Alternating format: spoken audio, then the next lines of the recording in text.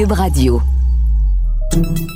Salut, c'est Charles Dran avec l'équipe dans 5 minutes. On s'intéresse aux sciences, à l'histoire et à l'actualité. Aujourd'hui, on parle de pandémie et de grenouilles. La pandémie de COVID-19 a été déclarée en mars 2020 et continue de faire des ravages partout sur la planète. Mais une autre pandémie avait déjà lieu au même moment et depuis encore plus longtemps. Et celle-là bien plus mortelle et difficile à éradiquer. Pourtant, on en entend très peu parler. Probablement parce qu'elle touche les grenouilles, les batraciens, sans distinction en fait. Alors, qu'est-ce qui se passe dans les marais? Voici Sophie Croteau. La plus importante pandémie jamais enregistrée est aussi l'une des plus méconnues. Ayant contribué au déclin d'environ 500 espèces d'amphibiens et à l'extinction de 90 autres, cette maladie dévastatrice semble inarrêtable et impossible à éradiquer. Mais de quoi s'agit-il?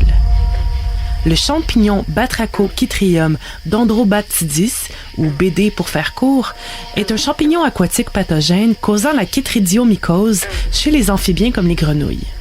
Il a été découvert au Panama en 1998, mais serait originaire d'Asie et se serait répandu sur la planète à cause du commerce des amphibiens. Au Canada, on le retrouve au Québec, en Ontario, au Nouveau-Brunswick, en Nouvelle-Écosse, dans le sud du Nunavut et en Colombie-Britannique.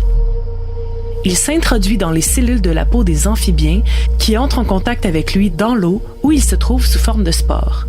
Les amphibiens infectés deviennent éventuellement faibles et meurent de crise cardiaque et on les retrouve souvent morts par dizaines sur les berges des étangs contaminés. Des chercheurs travaillent d'arrache-pied depuis plusieurs décennies pour en ralentir la propagation, mais plusieurs semblent plus pessimistes qu'optimistes.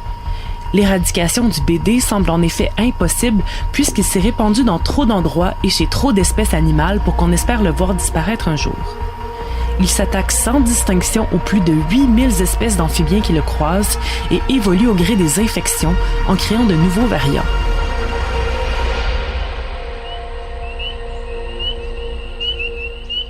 Lorsqu'on l'étudie en laboratoire, le champignon semble pourtant facile à guérir à l'aide d'antifongiques. Mais en nature, on observe qu'il survit pendant des semaines et peut même réinfecter les individus qu'on avait réussi à guérir et relâcher dans leur habitat. Cette dévastation n'empêche pas les scientifiques de tout faire pour sauver les espèces touchées.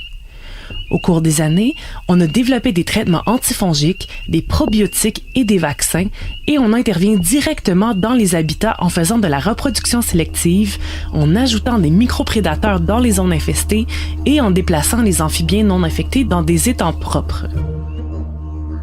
Des projets de conservation ont aussi été mis sur pied pour sauver les populations menacées d'extinction, où elles sont maintenues en captivité dans des zoos dans l'espoir de pouvoir les relâcher un jour. Le Biodôme de Montréal participe par exemple depuis 2017 au projet Golden Frog qui vise à faire l'élevage des grenouilles dorées, un symbole important du Panama aujourd'hui disparu en nature. Plusieurs questions éthiques se posent dans ces recherches, puisqu'on doit souvent infecter des individus pour évaluer leur réponse au traitement et ensuite les tuer pour les étudier.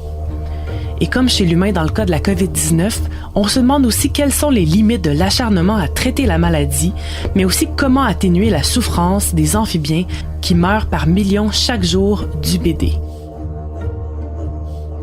Ouais, on a été rapide à réagir à une pandémie touchant les humains.